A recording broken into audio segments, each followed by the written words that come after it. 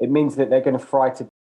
Okay, right. And what has that got to do with an individual now? What has that got? That's in 10. What has that got to do with somebody now on 2021, on the 5th of October, who is actually being affected, can't get to hospital? You've got paramedics who are trying to move your protesters out of the road. They could die now. So why is anyone going to think about 10 years when, guess what? They're dying right now because of your actions. Are 10 million people dying now? If your mother was in an ambulance and she needed to be rushed to hospital, are you telling me you wouldn't move out of that road to allow her to get to hospital? Let's look at another fact. Answer my question. Hold on, Shay. Hold on, I'm going to stop you there, Shay. Hold on, let your patient die, meaning the person in the ambulance. He'd be quite happy to block their road and let... What bit of that sentence don't you understand? Why are you devoid of empathy when you can't connect to this reality that millions of people are going to suffer? 活動のためには救急車すら邪魔します。そんな活動家が現れてしまいました。こんにちは皆さん。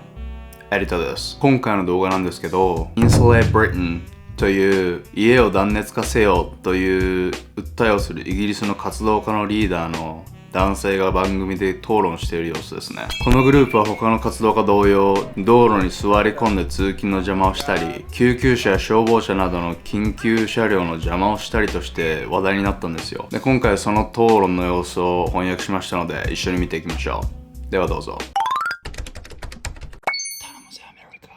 I keep appearing on interviews such as this, and I say it isn't a cause. And there's a real the information isn't being conveyed properly. So I wonder if the panelists have read the report released by Chatham House last week, and it says this: that if emissions do not come down radically by 2030, 10 million people a year will experience heat stress exceeding the survivability threshold. Now, I'd like to ask the panelists, do they understand what survivability threshold is jargon for? Do you want to tell us? Because this has got nothing to do with what you're talking about. Yeah. So I'll answer your question when you actually tell us what that means. Because you throwing these big words doesn't actually make any difference to somebody. If I can finish my point, it doesn't make any difference to somebody who's been sat in a car for 3 hours. How is that going to make them insulate their homes? No, I asked you a question about what survivability threshold means. Tell us. It means that they're going to fry to. Okay, right. And what has that got to do with an individual now? What has that got? That's in 10. What has that got to do with somebody now on 2021, on the 5th of October, who is actually being affected, can't get to hospital? You've got paramedics who are trying to move your protesters out of the road. They could die now. So why is anyone going to think about 10 years when, guess what? They're dying right now because of your actions.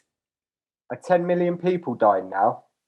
So for you, 10 million people matter more than one person. Let me ask you this. You've asked me a question. Let me ask you this. If your mother, if you allow me to finish, if your mother was in an ambulance and she needed to be rushed to hospital, are you telling me you wouldn't move out of that road to allow her to get to hospital?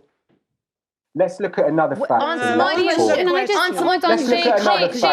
Hold on, I'm going to stop you there, Shay. Hold on, Liam. Let's look at another. Liam, hold on, I'm going to stop you there as well. And I'm just going to. Why don't you want to talk about? No, why don't you want to talk about what you're doing? Answer the question. What would you do, your mum? Very simple question. Answer it.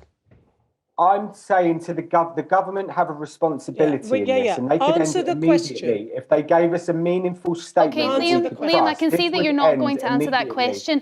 Now, as you mentioned, the government needs to make changes to their policy, and they need to start moving to insulate homes. That's what you want to see, and I think we can all agree that better insulation in homes is what is needed. Absolutely. Why aren't you targeting DEFRA? Why aren't you targeting ministers? Why aren't you targeting people specifically that can make the changes instead of the general public who are just suffering at the hands of what the protesters are doing? Well, Anna said earlier that this isn't protesting, and I entirely agree with her. This is about civil resistance. This is about what's right and what's wrong. And I'd like to ask the panelists, they're credible journalists, they're intelligent people. Okay. Do they understand what global dimming is? Do they understand what the carbon lag is? No, because you're not doing a very good job. Do they understand what the Arctic Blue Ocean event is? Do they understand that the Arctic is about to melt and we face an absolute catastrophe? Liam, I'm going to stop you there. Traffic jams. We're talking about traffic jams.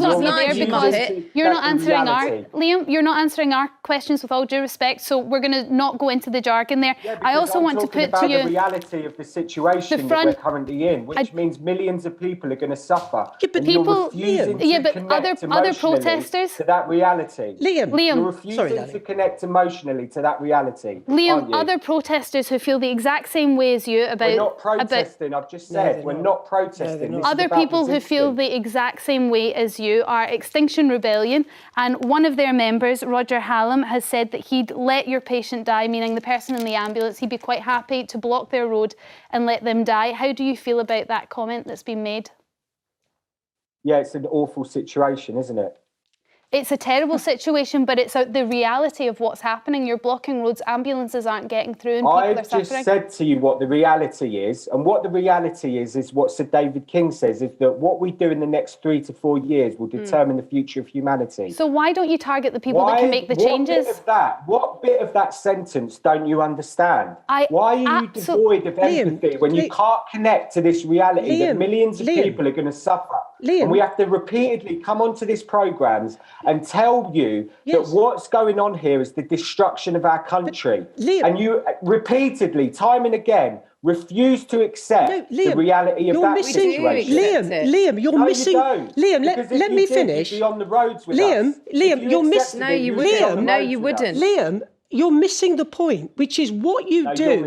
What you do is you're trying to educate people. That's apparently what you're trying to do. You're trying to change policy, educate people, and get action. You're trying to get action. No, that's not. And then you criticise people for asking you questions without understanding is that if you did your job better, we would understand and support you. But what you're doing is you are alienating the very people you're trying to persuade to do the stuff that you believe in. Don't you understand that?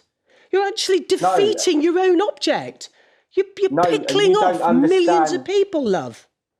No, you don't understand how power works. And we've got, we're saying to the government, we're saying... What power have you got? You're sat on a road saying, oh, we're not going to move now, do what you want. That's not power. If you've got real power, Liam, firstly, if you've got real power, you would be on this show showing empathy to those people who are working day and night trying to get to work or get home, who have lost loved ones because of the coronavirus pandemic, and actually just they agree with what you're saying. It's not that, look, I don't disagree with what you're saying. The difference is you come here with such arrogance and say, the way that we're doing it is the only right way. Well, actually, I'm here to tell you that you're wrong. And people like you disgust individuals like us because your message is now being filtered out. No one cares about what you are trying to say. Ultimately, people are angered by you. That's not going to bring about change. Whether you think it is or not, no one is now thinking about insulating Britain. いや、皆さん動画どうでしたか？やっぱりこういう活動家ってこれしかやり方はないんだ。今行動に起こさないと我々の未来が危ない。と一辺倒なことを言ってるんですけど、やっぱりマニュアルかなんかありそうですよね。イギリスには他にも Just Stop Oil っていう活動家がいるんですけど、彼らも今回の活動家同様、道を塞いだり、美術館の絵や街にペンキをかけたりと、環境活動以外のところで悪目立ちしているので、そろそろやり方を変えないと本当に痛い目を見てしまうと思いますけど、そもそもですよ、排気ガス減少を訴えたいなら、一番排出している中国などに訴えることの方が先決な気がするんですけど、なんでそこは行動に起こさないんでしょうね。彼らの生態って本当に謎ですよね。ではここで現地の声いくつか紹介していきますね。Liam is a perfect example of what a mouth sounds like when it's not connected to a brain. He is a perfect example of the saying, better to remain silent and be thought of a fool than to speak and remove all the doubt. I will actively go out of my way to prevent housing insulation just because of this guy. Now this is a guy who's genuinely detached from reality. If I was taking my son to a hospital and these idiots blocked me, I'll move them by any means necessary. Millions of people are going to suffer due to having to listen to you. This guy doesn't deserve the amount of airtime that he's currently getting.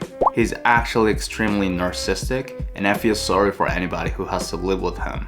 You'll get a more intelligent response talking to a brick wall.